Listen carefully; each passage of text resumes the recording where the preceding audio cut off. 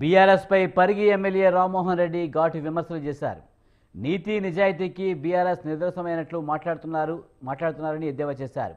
BRS నేతల మాటలు దెయ్యాలు వేదాలు వల్లించినట్లు ఉన్నాయన్నారు. 2014లో ప్రతిపక్ష ఎమ్మెల్యేలను చేర్చుకున్నారని గుర్తు చేశారు. ఇందులో టీడీపీకి చెందిన 12 మందిని, కాంగ్రెస్ 5గురిని, వైసీపీకి చెందిన 3గురిని, బీఎస్పీకి చెందిన 2, సిపిఐ నుంచి 1ని చేర్చుకున్నారని గుర్తు చేశారు.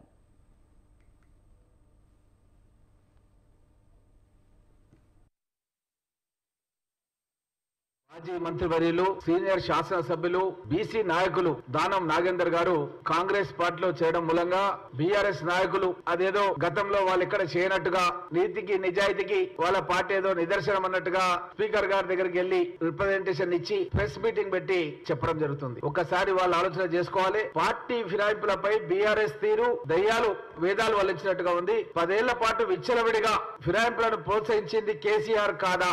కాంగ్రెస్, టీడీపీ, బీఎస్పీ చివరకు సిపిఐ ఎమ్మెల్యేలు కూడా ప్రలోభ పెట్టి మీ పార్టీలో చేర్చుకోలేదా? తెలంగాణ పునర్నిర్మాణం పేరుతో శాసనసభ చేర్చుకున్నది బీఆర్ఎస్ పార్టీ కాదా? 10 ఏళ్లలో ఇతర పార్టీల నుంచి మొత్తం 39 మంది ప్రతిపక్ష ఎమ్మెల్యేలని బీఆర్ఎస్ పార్టీ చేర్చుకోవడం జరిగింది. 2014లో 23 మంది ప్రతిపక్ష ఎమ్మెల్యేలను మీరే చేర్చుకున్నారు. ఇందులో టీడీపీ నుంచి 12 మందిని, కాంగ్రెస్ నుంచి 5గురిని, వైసీపీ నుంచి 3గురిని, బీఎస్పీ నుంచి 2ని, సిపిఐ నుంచి 1ని చేర్చుకున్నారు. అదే విధంగా 2018లో 16 మందిని చేర్చుకోలేదా? కాంగ్రెస్ నుంచి 12 మందిని, తెలుగుదేశం నుంచి 2ని, ఇండిపెండెంట్ 2ని చేర్చుకోవడం జరిగింది. కేటీఆర్, హరీష్ రావు ప్రతిపక్ష ఎమ్మెల్యేల ఇండ్ల చుట్టుముట్టు తిరిగి ప్రలోభ పెట్టి చేర్చుకోవడం మీరు మర్చిపోయారా?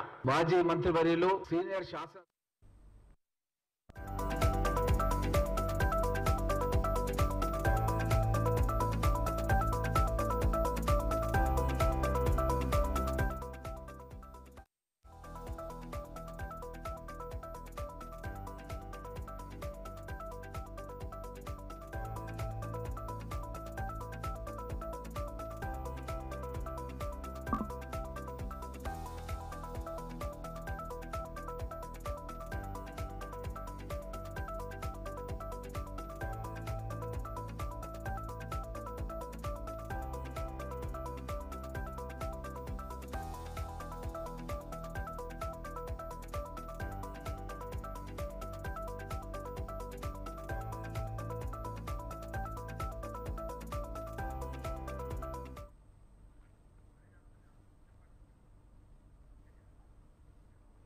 బస్సు యాత్ర నేపథ్యంలో